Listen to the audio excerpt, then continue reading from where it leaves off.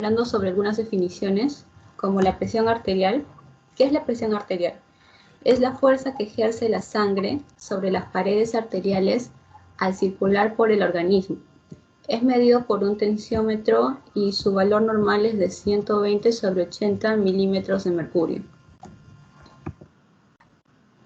La hipertensión arterial es una enfermedad crónica caracterizada por un incremento sostenido de las cifras de presión sanguínea en las arterias. Sobrepasa los valores normales, ¿no?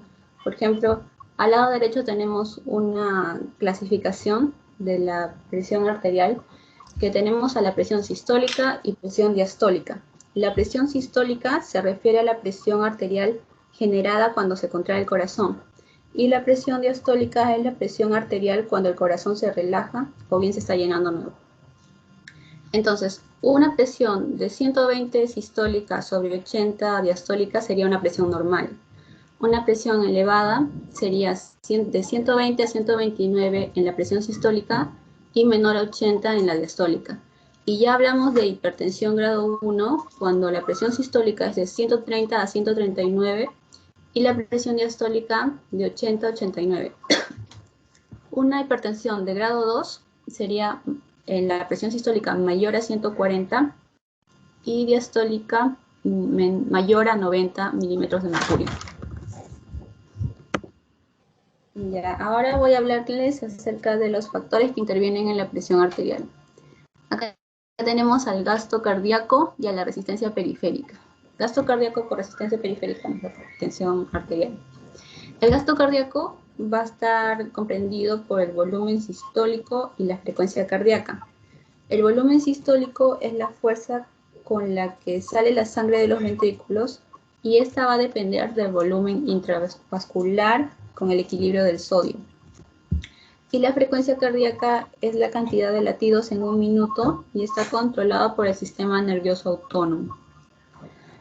Otro factor es la resistencia periférica, que se refiere a la resistencia que van a tener las diferentes arterias y arteriolas distales del organismo, que van a provocar esta resistencia a partir de vasodilataciones, vasoconstricciones. Y estas vasodilataciones y vasoconstricciones se van a generar a partir del sistema renina-angiotensina y también de mecanismos vasculares. Ya. Estos cuatro son importantes porque ahorita los voy a ahondar más sobre ese tema. Entonces, esos cuatro van a ser los factores que regulan la presión arterial, ¿no? Como número 1 tenemos al volumen intravascular con el equilibrio de sodio. Es importante el sodio para regular la presión arterial, ya que regula el volumen sistólico. Al aumentar mucho el nivel de sodio, va a aumentar el volumen intracelular y también al aumentar va a haber un aumento a nivel sistólico, del volumen sistólico.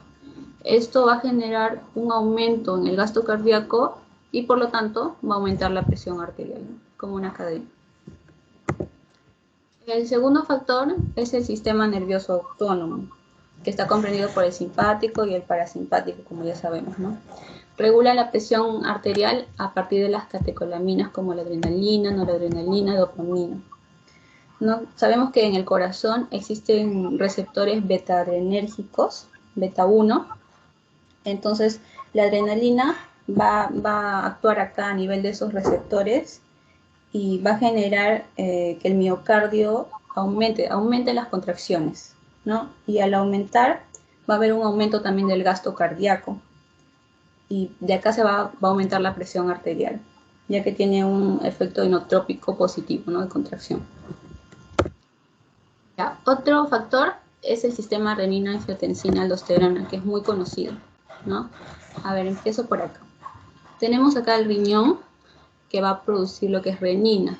Va a ocurrir esto cuando hay una hiperfusión renal. Exactamente, el aparato yuxtaglomerular es el que va a producir la renina. Esta renina va a convertir al angiotensinógeno que es producido en el hígado, angiotensina 1. Y esta angiotensina 1 va a transformarse en angiotensina 2 por la ECA, que es la enzima convertidora de angiotensina, ¿no? Que se produce en el endotelio pulmonar y a nivel renal también. Esta angiotensina 2 va a tener varias funciones. Acá, entre las más importantes para la presión, es que va a producir una vasoconstricción arteriolar, ¿no? Y por lo tanto un aumento de la presión sanguínea. Y también va a nivel de la glándula suprarrenal, se va a producir lo que es aldosterona, lo que va a generar una absorción de sodio y cloro y expresión de potasio, y sabemos que el sodio siempre jala agua, entonces ahí también se va a producir un aumento de la presión arterial. Esto es lo mismo, ¿no? Vasoconstricción, aumenta la presión arterial, y por la aldosterona hay una reabsorción de sodio y agua, aumenta la volemia, el volumen, y también se va a generar el aumento de la presión arterial. Por estos dos mecanismos aumenta la presión arterial. Y el otro factor son los mecanismos vasculares, que son cambios que pueden sufrir las arterias. Entonces, cuando una persona sufre de hipertensión arterial, las paredes de las arterias van a aumentar su grosor, y esto va a generar que el diámetro disminuya y va a aumentar, por lo tanto, la resistencia, ¿no? Acá tenemos una arteria normal y acá ya con hipertensión, ¿no? Vemos que hay un grosor, hay más grosor. Entonces esto va a hacer que haya mayor resistencia, que el diámetro ha disminuido. Igual acá no, acá está la hipertensión, más resistencia. Ya, ahora la patogenia, causas, ¿no? Ya, en el 90% de los casos de hipertensión arterial ocurre debido a causas que no son claramente identificables, y se va a llamar hipertensión esencial o primaria, ¿no? Causas que no son claras. Pero existen diferentes factores de riesgo asociados a esta.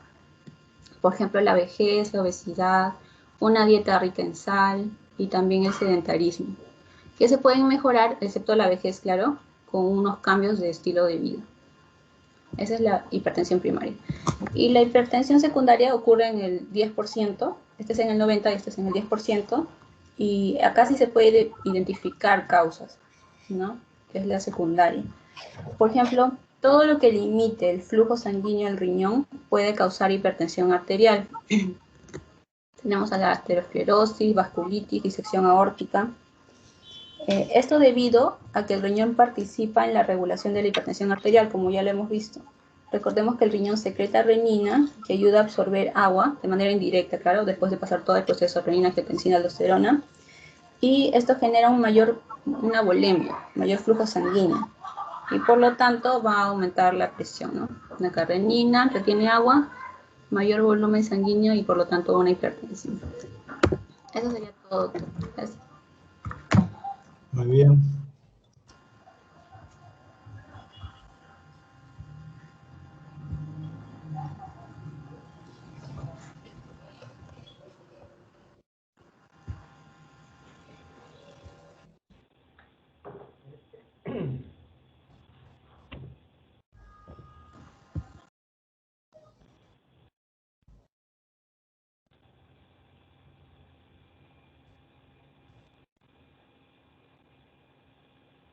Buenas tardes, ¿me escuchan? Sí. Ya.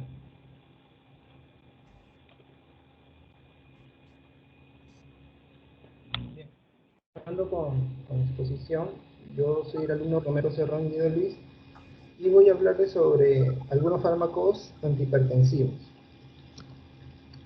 Como mi compañera ya mencionó, van a existir diversos factores que van a favorecer a que la presión arterial esté aumentada. Entonces es lógico pensar también que deben existir fármacos que van a actuar en distintos niveles, de distinta manera, con la única finalidad de poder disminuir la presión arterial. Básicamente voy a hablar sobre tres grandes grupos de fármacos. Son los fármacos que actúan sobre el sistema renina-angiotensina-aldosterona, los fármacos diuréticos y también sobre los fármacos vasodilatadores. Bien, como mi compañera también ya mencionó este cuadrito, el sistema renina-angiotensina-aldosterona. Para poder hablar sobre estos fármacos que actúan a este nivel, vamos a hacer un pequeño repaso, ¿no? de cómo funciona este sistema. Bien, primero, el riñón va a detectar que hay una hipoperfusión a nivel de sus células, bueno, a nivel del glomérulo va a haber una hipoperfusión, y las células yuxtaglomerulares van a producir una enzima denominada renina. Esta renina se va a unir al angiotensinógeno, que es sintetizado por el hígado, es una glucoproteína, la va a activar y la va a convertir en una angiotensina 1. Esta angiotensina 1, por la enzima convertidora de angiotensina, se va a convertir en una angiotensina 2.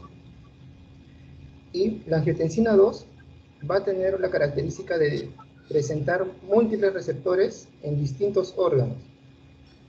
Los receptores de esta angiotensina 2 son los receptores de tipo 1 de angiotensina 2. Lo podemos encontrar a nivel del sistema nervioso central, a nivel del riñón, en los vasos sanguíneos, en el corazón, en la corteza, en la glándula suprarrenal, para que pueda actuar esta angiotensina 2.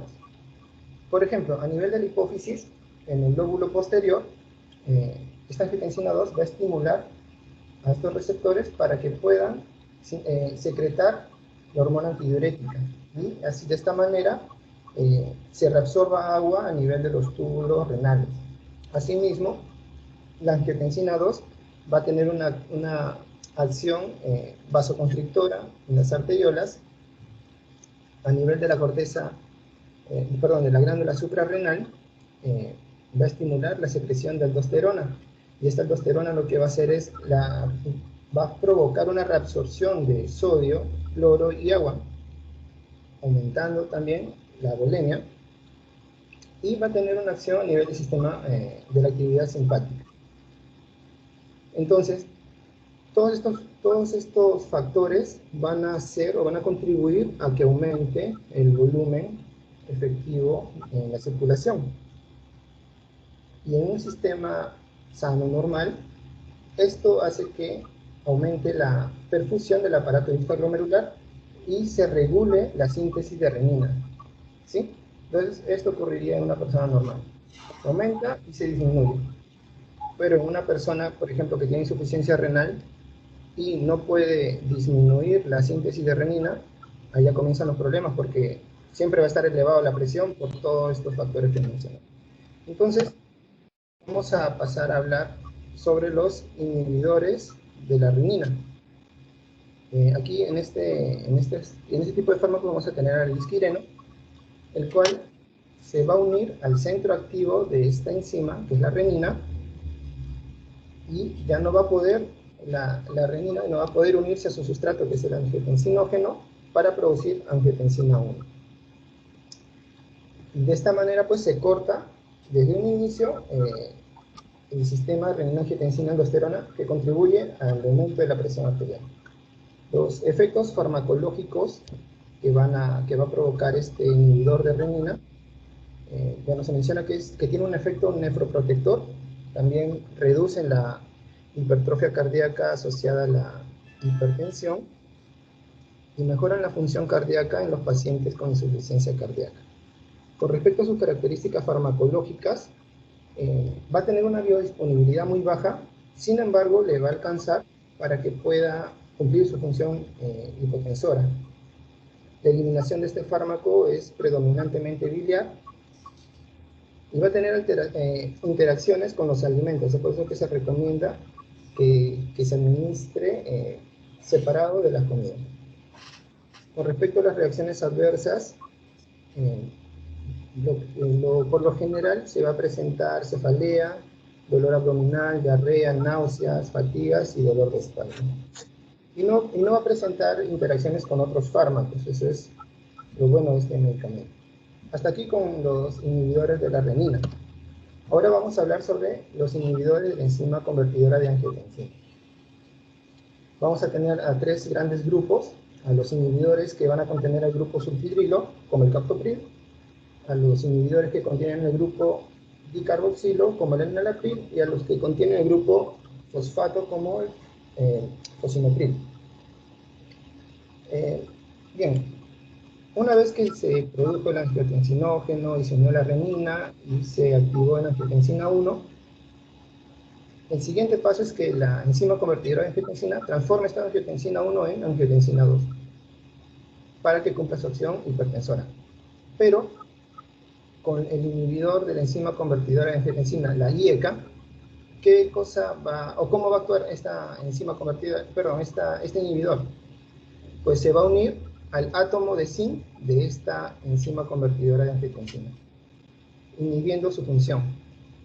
Entonces ya no se va a poder transformar la angiotensina 1 en angiotensina 2. Eso es un primer mecanismo de acción.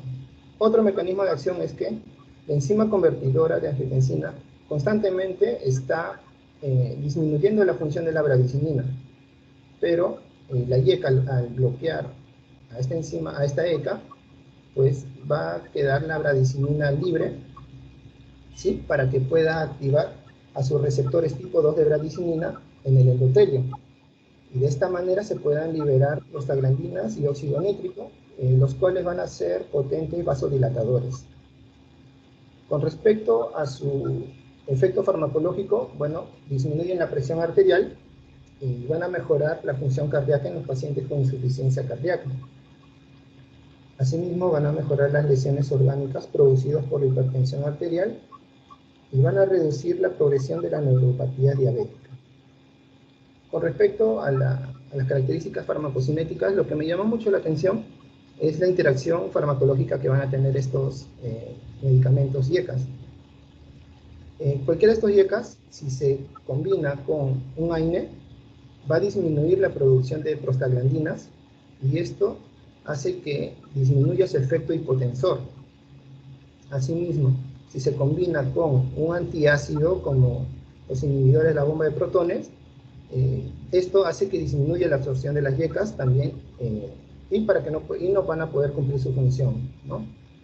Pero si se combina con diuréticos o vasodilatadores, esto hace que su acción se potencie y de esta manera puede haber una disminución brusca de la presión arterial, produciendo hipotensión ortostática, por ejemplo. Con respecto a las reacciones adversas, son infrecuentes, pero se reportan pues, que hay casos de tos, angioedema, que son hinchazones perioritarios en la cara, hipotensión e hiperpotasemia. Ahora, para terminar con los fármacos que actúan sobre el sistema de renin-angiotensina, vamos a hablar sobre los antagonistas de los receptores de angiotensina 2, los ARA2. Este ARA2 va a actuar bloqueando los receptores de angiotensina 2 en los diferentes células de nuestro organismo. Y van a tener un efecto farmacológico en el cual se va a inhibir la sed. Cuando una persona está hipertensa, puede ser que sea por un aumento en la volemia. Entonces, si se disminuye la sed, esta persona ya no va a tener la necesidad pues, de tomar agua y de esta manera ya no va a incrementar más la volemia. Asimismo, también se disminuye la secreción de la hormona antidiurética. Recordemos que la hormona antidiurética reabsorbe el agua, pero si se disminuye la secreción de esta hormona, el agua va a ser eliminada por la orina. También se disminuye la secreción de aldosterona, igual cumple la misma función la aldosterona, reabsorber agua, sodio y cloro. Pero al disminuir esta aldosterona, se elimina el agua, el sodio y el cloro. También disminuye la función de las catecolaminas, como la adrenalina, para que haya un efecto inotrópico negativo.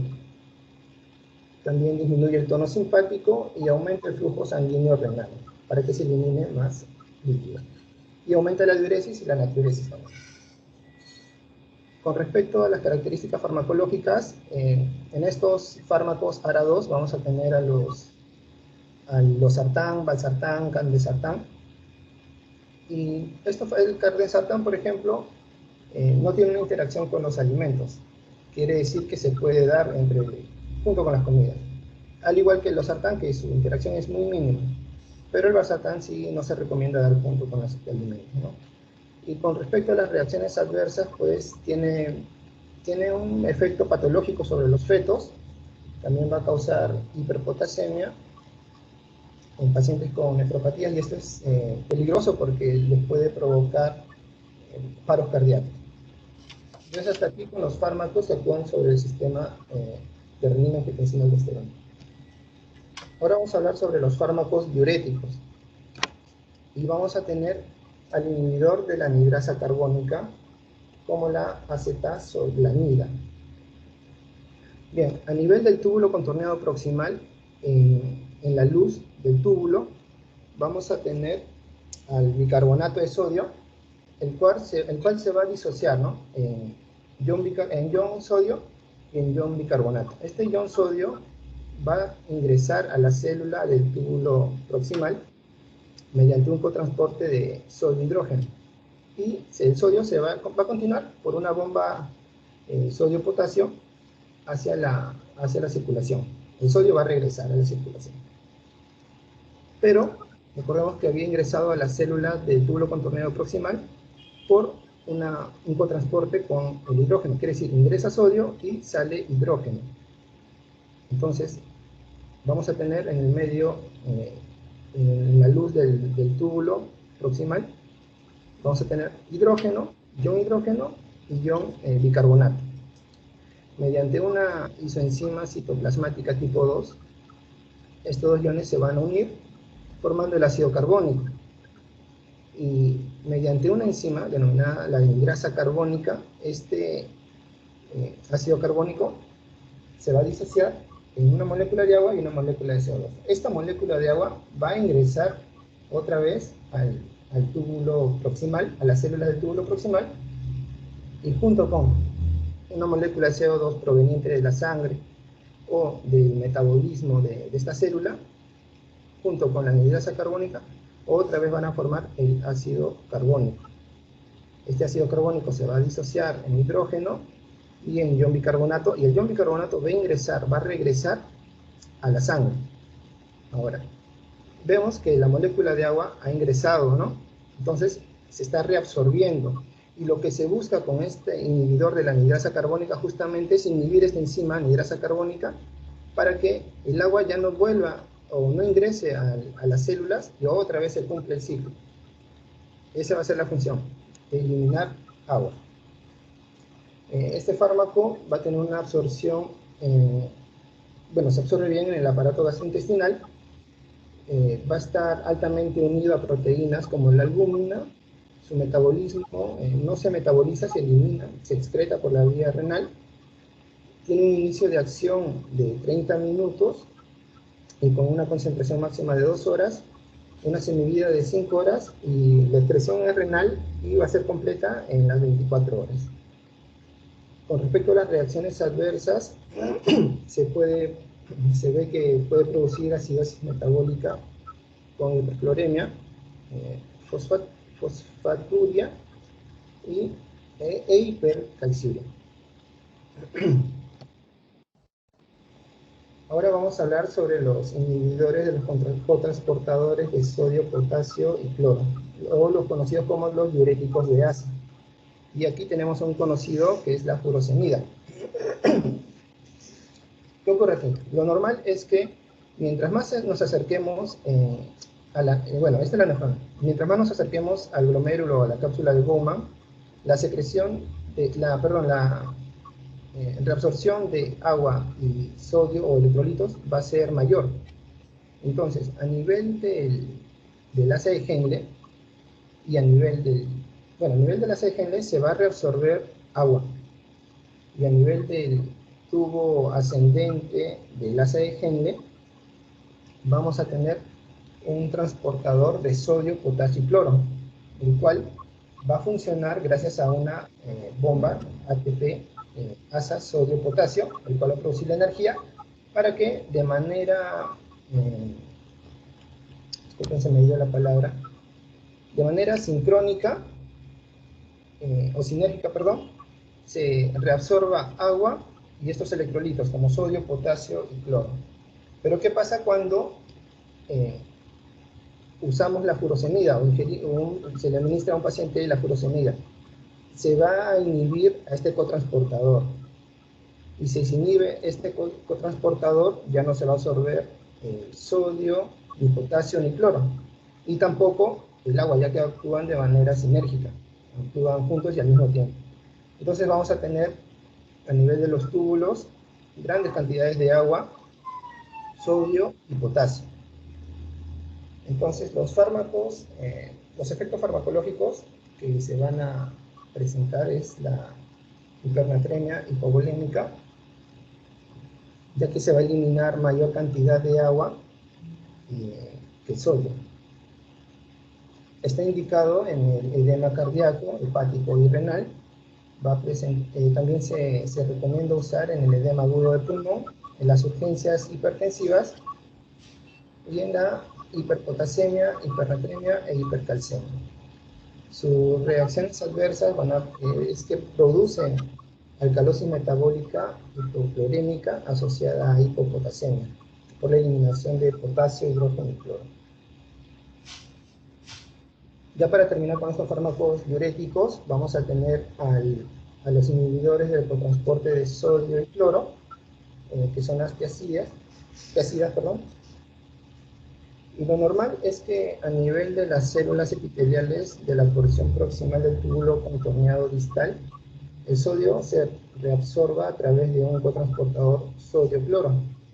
Este transportador de sodio-cloro se lleva a cabo gracias a la gradiente electroquímica producido por una bomba de sodio. Esta bomba de sodio va a producir una gradiente electroquímica, el cual hace que el sodio que está en la luz ingrese a las células del túbulo contorneado distal. De esta manera va a jalar agua y se va a reabsorber el líquido. Pero si la tiacida, si actúa la tiacida, ¿cómo actúa la tiacida? ¿Cuál es su mecanismo de acción? Bueno, va a bloquear a este cotransportador de sodio-cloro, reduciendo o inhibiendo la reabsorción de sodio y agua. Está indicado, los tiacídicos son los diuréticos de elección en hipertensión arterial, solo como diurético, es el diurético de elección en este caso. Está indicado también en las enfermedades cardiovasculares, disminuyendo la mortalidad. También se usa para tratar edemas asociados a enfermedades cardíacas, hepáticas y renales. Con respecto a sus reacciones adversas, pues es raro, pero puede producir vértigo, cefalea, parestesia, debilidad, náuseas, vómitos, diarrea, estreñimiento y eritemas cutáneos. Y otro fármaco diurético es el manitol. Este manitol es un fármaco inerte, bueno, y se va a filtrar libremente por el glomérulo y va a tener una poca absorción de los túbulos renales. El mecanismo de acción del manitol es que va a aumentar la osmolaridad plasmática y tubular, reteniendo de esta manera agua y electrolitos a nivel intravascular e intratubular. Este aumento de la volemia hace que se disminuya la hormona antidiurética y estimule o aumente la diuresis. Para terminar, tenemos a los fármacos vasodilatadores, a los antagonistas de los canales de calcio, como el nifedipino, verapamilo o el litiazem. Normalmente lo que ocurre, cómo ocurre esta función fisiológica lo vamos a encontrar a nivel de las células musculares lisas de los vasos, o también puede darse en el caso del corazón. Vamos a las células musculares lisas de los vasos sanguíneos. ¿Cómo ocurre esto? ¿Cómo ocurre la contracción? Bueno, podemos tomar de ejemplo la angiotensina 2, o la adrenalina, o la serotonina, o la endotelina. Escojamos a la angiotensina 2. Esta angiotensina 2, como les mencioné, va a tener en múltiples órganos a su receptor de tipo 1 de angiotensina 2. Entonces se va a unir a ese receptor en la fibra muscular. Este receptor va a tener un dominio interno, el cual va a ser alterado o modificado, y se va a unir a una proteína G. Esta proteína G va a activar una fosfolipasa tipo C, el cual va a activar al inositol 3-fosfato y al diacilglicerol. Este inositol 3-fosfato va a irse hacia el retículo sarcoplásmico, favoreciendo a la liberación del calcio del retículo sarcoplásmico hacia el medio intracelular, hacia el citoplasma. Ahora, este diacilglicerol va a cumplir igual. Se va a ir hacia los canales de calcio, aperturándolos para que ingrese el calcio del medio extracelular al medio intracelular. Y de esta manera vamos a tener concentraciones elevadas de calcio en el medio intracelular. Este calcio se va a unir a la cadmodulina, formando un complejo calcio-cadmodulina, el cual va a activar a la cadena larga de miosina. Y esta cadena larga de miosina va a actuar junto con la actina produciendo la contracción. Esto iniciado por un receptor, pero también ocurre que en la membrana externa, en la parte externa de la membrana celular, vamos a ver una diferencia de voltaje de 85 entre 40. Entre menos 85 y menos 40 es lo normal del voltaje. Pero si viene un estímulo y cambia ese voltaje, o lo aumenta a menos 30, pues lo que se va a producir es que se aperturen los canales de calcio, e igual aumenta el calcio intracelular, este calcio se une a la cadmodulina, y se produzca así la contracción celular. Ya, lo que van a hacer estos antagonistas de calcio es unirse a estos canales, a las subunidades alfa 1 de los canales de calcio, para que no puedan ingresar más calcio a nivel intracelular, disminuyendo así la contracción. Este efecto, o los efectos farmacológicos, bueno, son vasodilatadores, son antihipertensivos, antianginosos, antiarrítmicos y antiarterioscleróticos. Las reacciones adversas que se pueden producir son estreñimiento, edema bimayolar, cefalea, rubor e hipotensión ortostática. Y ya para terminar, vamos a hablar sobre el nitroprusiato, que es un vasodilatador arteriovenoso, es el más rápido y más eficaz que existe. El nitroprusiato va a estar conformado por un átomo de hierro en el centro y un grupo nitrosilo y 5 grupos cianuro. Este nitroprusiato, al ser inyectado en la circulación, va a ser reducido por la hemoglobina,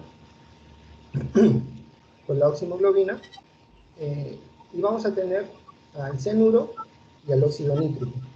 Este óxido nítrico intravascular va a ingresar al medio intracelular del músculo liso, va a activar al guanilato ciclasa, esta enzima, la cual va a convertir al GTP en GMP cíclico.